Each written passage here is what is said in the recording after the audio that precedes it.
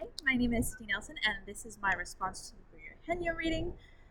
So, question A: how does this book help you understand and better serve linguistically and culturally diverse children? I think that this book is so influential in opening up my mind to how it is on the inside. Like, there's only so much that I can know from personal experience, and there's so much more out there. There's so much that these children are going through and have to understand, like all of the different cultural aspects of learning. Not to mention, in this book, you can see like a deep-seated racism that I, as a white female, have never experienced.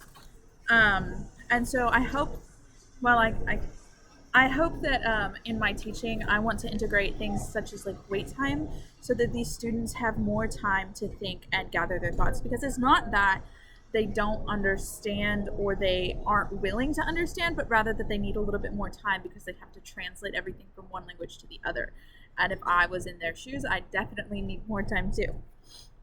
And I think that the other thing that what he was looking for, and it's so basic that you would think that most teachers or nuns would have this like concept of compassion and kindness, and just implementing that in the way that I teach and the way that I am, and being more understanding and willing to give things like wait time to students who are struggling with academic English or standardized English.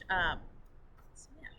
The other thing that I've noticed, and we've talked about a lot in class, and I think that that would be great to implement in my classroom, is pictures, and using pictures to help guide in my instructions, so that just because they don't understand a word doesn't mean that they can't contribute to the class conversation, or that they don't understand a vocabulary word, and that doesn't stop them from learning about the content. So using pictures to help my students, because like they say, a picture speaks 1,000 words. And then a vignette that I really, really enjoyed while I was reading was Shep following his brother. So in the book, the author talks a lot about how when his brother was sick and in the hospital, you could hear Shep barking for a whole night. And then he talks to the people that were watching him, and they tell him that Shep was mourning the loss. And then eventually, when his brother dies, Shep follows his brother up into heaven and guides him to the doors. And I thought that that was really, really moving.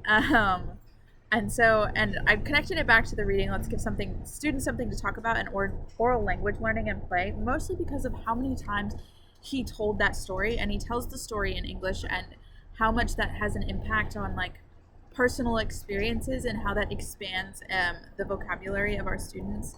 I mean, in the whole book, he's telling stories and he's talking to these kids, and he has no problem talking and telling these stories to his peers, which shows that he is fully capable of speaking the language, and he just struggles with reading, and it comes back to him.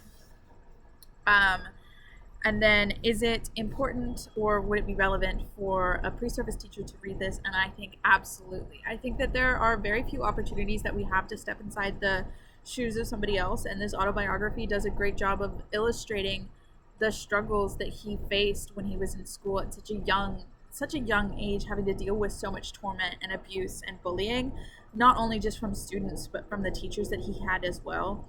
And I think that as pre-service teachers, we are given so many opportunities to interact with students, but like I said, it's impossible